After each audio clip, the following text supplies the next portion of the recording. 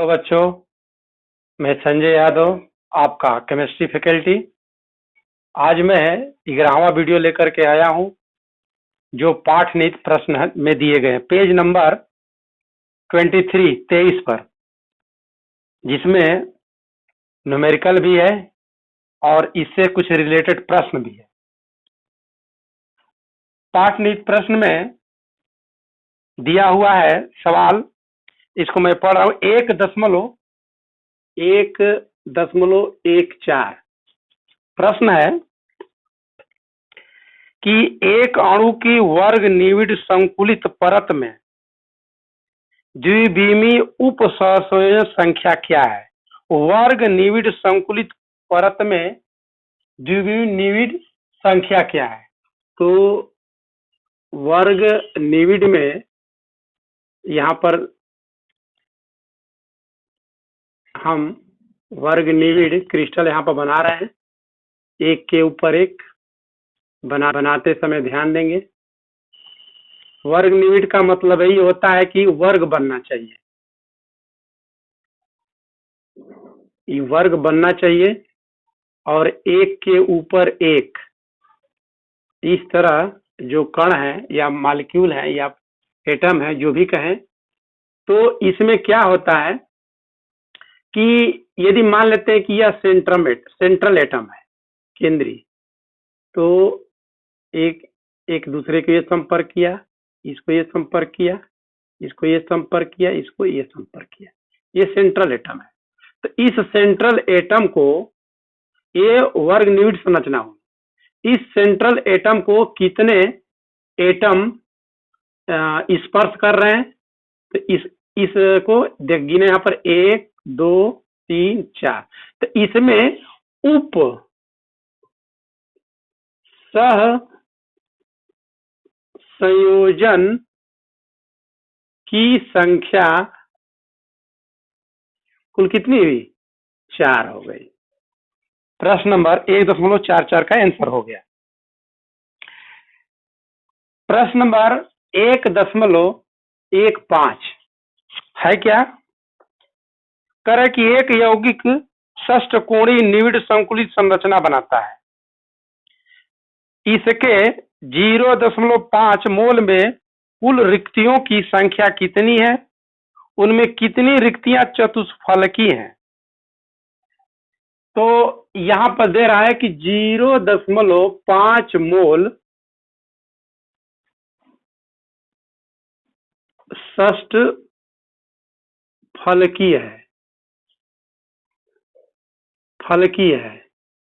तो 0.5 मोल षष्ठ फलकी में 0.5 मोल अष्ट फलकीय संरचना रिक्तियां होती है, रिक्तिका होती है। हम जानते हैं कि एक मोल बराबर होता है 6.022 गुणे 10⁻23। तो 0.5 का मतलब आधा, 0.5 मोल का मतलब कितना हो गया? आधा। तो इसका आधा कितना हो गया? 2 × 6 0 1 1 गुणे 10⁻23 हो गया। तो कुल रिक्तिका, यदि कुल रिक्तिका हम निकालें तो कुल रिक्तिका में 3.011 गुणे 10⁻23 प्लस एक मोल में कितना होता है? 6.022 गुणे 10⁻23। तो इसको यदि हम जोड़ देते हैं तो आपका कितना आएगा? 9.33 गुणे 10⁻, का लगभग आएगा 9 कितना आएगा? इसको जोड़ेंगे तो 9.033 गुणे 10⁻23 ये रिक्तिकाएं आएंगी। इसका आंसर हो गया है। अगला प्रश्न दिया हुआ है 1.16 में। 1.16 में प्रश्न है, एक यौगिक दो तत्वों यम और यन से बना है। एक यौगिक है जो यम और यन से बना है। तत्व यन CC3 संरचना बनाता है और यम के परमाणु चतुष्फलकी रिक्तियों के 1/3 भाग को अध्यासित करते हैं। यौगिक का सूत्र क्या है? तो यहां पर दिया हुआ यम तत्व परमाणु, यम तत्व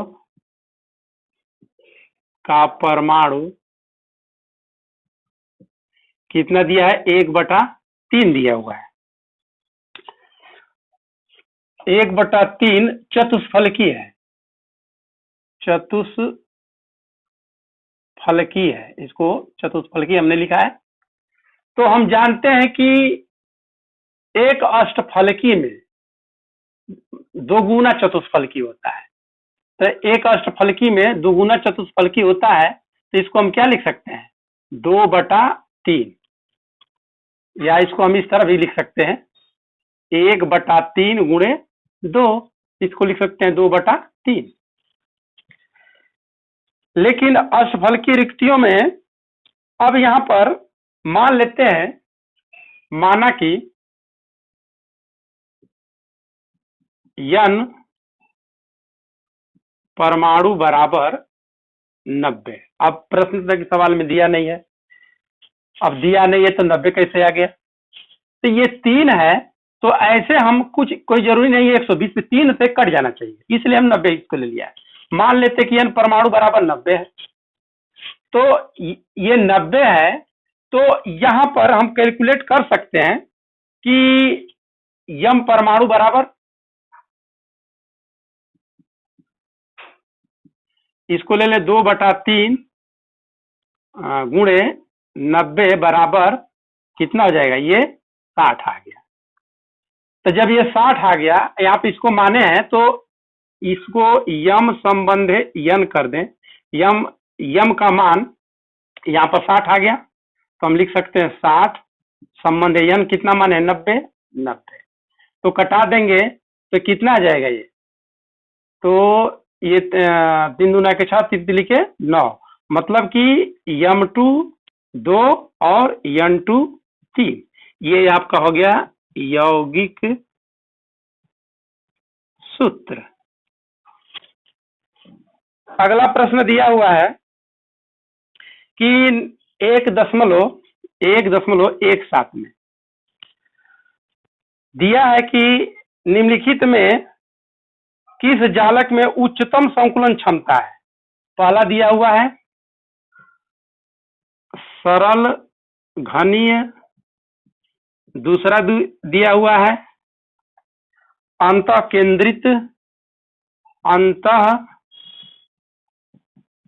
केंद्रित घन, तीसरा दिया हुआ है षष्ठकोणीय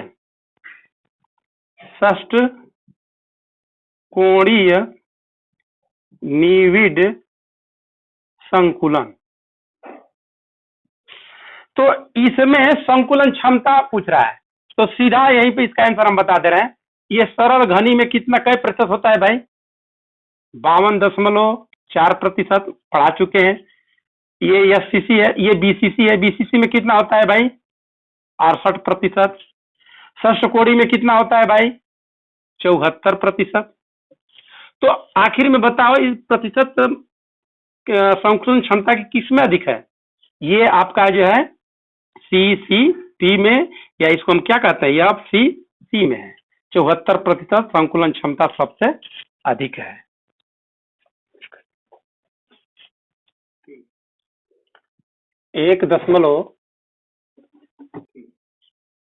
अगला सवाल है 1.18। सवाल है, एक तत्व का मोलर द्रव्यमान, मतलब यम बराबर, चलिए हम पढ़ दे रहे हैं, इसके बाद हम लिख दे रहे हैं। एक तत्व का मोलर द्रव्यमान 2.7 गुणे 10⁻⁻² kg मोल -1 है। यह 405 pm लंबाई की भुजा वाली घनी एकक कोष्टिका बनाता है। यदि उसका घनत्व 2.7 गुणा 10⁻³ kgm-3 है, तो घनी एकक कोशिका की प्रकृति क्या है? देखें, सवाल में m का मान दिया है 2.7 गुणे 10⁻⁻²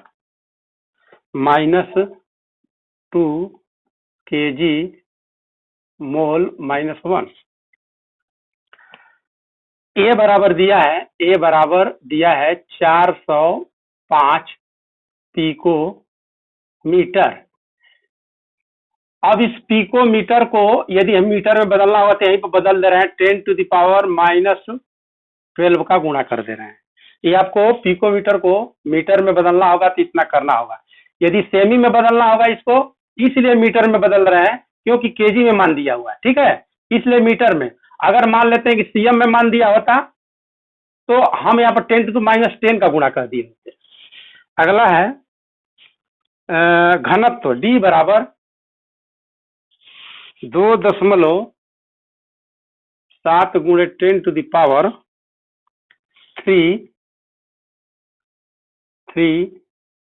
kg मीटर -क्यूब। तो इसमें बेटा जेड का मान पूछ रहा है। किसका मान पूछ रहा है? जेड का। Z equal to what. तो हम जानते हैं कि D equal to Z M A cube N A होता है। तो जेड बराबर करेंगे तो क्या होगा? तो जेड बराबर करेंगे तो ए क्यूब एन ए गुणे डी बटे में एम, सीधे मान रख दे। ए क्यूब का मान दिया है 405 गुणे 10⁻⁻12 का क्यूब गुणे एन ए का मान 6.02 गुणे 10⁻23 गुणे डी का मान कितना दिया हुआ है? 2.7 गुणे 10⁻³ बटे यम का मान कितना दिया हुआ है? 2.7 गुणे 10⁻⁻2। हमने इस सवाल को कैलकुलेट करके देख लिया है, सही है। आ रहा है 39 हल करके देख लीजिएगा, हमने चेक कर लिया है। 39.99 गुणे 10⁻⁻1। तो इसको हम क्या लिख सकते हैं? 3.99 केवल लिख सकते हैं। तो 3.99 का मतलब कि लगभग ये 4 है। ये लगभग ये आपका हो गया 4। तो जेड का मान यहाँ पर 4 माने। तो यह बताओ, जेड का मान 4 मानते हो तो किस यूनिट सेल में 4 परमाणुओं की संख्या होती है? FCC के CCP क्रिस्टल में होती है। तो जेड बराबर 4 आ गया। तो ये घन क्या बनाएगा? FCC के CCP क्रिस्टल में ये संख्या 4 आती है। इसका आंसर हो गया, जेड का मान 4 आ गया। धन्यवाद।